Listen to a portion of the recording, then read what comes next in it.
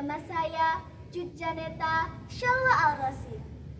Di kesempatan ini saya akan mempresentasikan review buku Raden Dewi Sartika. Berikut ini adalah fishbone yang sudah saya buatkan. Buku Raden Dewi Sartika dituliskan oleh Mediana F dan diterbitkan oleh di Media Pustaka. Buku ini menceritakan perjuangan seorang wanita yang merintis pendidikan bagi kaum perempuan. Kisah ini berawal dari lahirnya Dewi Sartika pada 4 Desember 1884. Cicalengka adalah tempat yang dulunya pernah digemparkan oleh sebuah kejadian mengejutkan. Kejadian apakah itu? Apakah kejadian berhantu?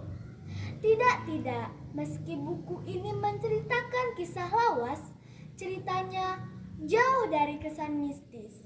Jadi tidak perlu takut ya teman-teman. Raden Dewi Sartika adalah sosok pahlawan nasional yang pernah hidup dalam 3 zaman. Zaman apa sajakah itu?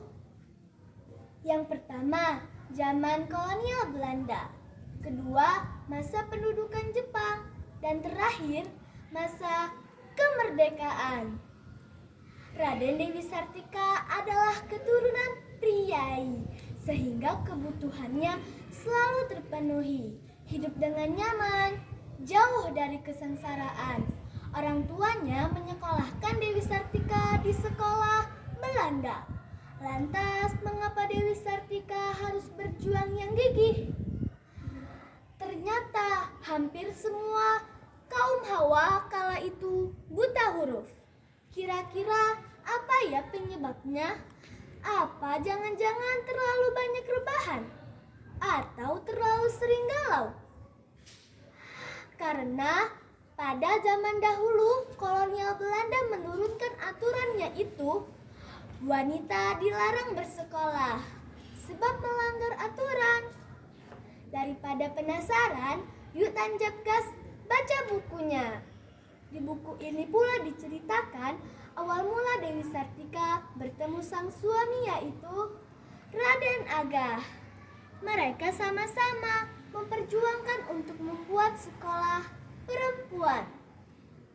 Sejak 1902, Dewi Sartika telah merintis pendidikan bagi kaum perempuan di Bandung. Dewi Sartika mengajari merenda, memasak, jahit membahit, membaca, menulis, dan lain sebagainya. Sejak 1904, Dewi Sartika telah membentuk Sekolah Keutamaan Istri yang ternyata menggugah kesadaran bagi kaum perempuan akan pentingnya pendidikan itu. Beliau wafat pada 11 September 1947 dan dimakamkan di pemakaman Cigagadon, Kecamatan Cinean. 3 tahun kemudian dipindahkan ke kompleks pemakaman Bupati Bandung saat itu. Efek setelah membaca buku ini adalah saya jadi lebih bersemangat untuk meneruskan perjuangan Dewi Sartika di masa kini. Saya tidak ingin perjuangan beliau sia-sia. Menurut saya buku ini nilainya 9 dari 10 karena bahasanya yang mudah dimengerti disertai dengan gambar yang imajinatif. Saya jamin kalian tidak akan kecewa telah membaca buku ini. Pokoknya semua anak bangsa Indonesia harus baca. Itulah jasa dan perjuangan Dewi Sartika. Burung Irian, burung cendrawasih, cukup sekian dan terima kasih.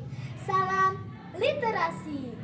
Wassalamualaikum warahmatullahi wabarakatuh.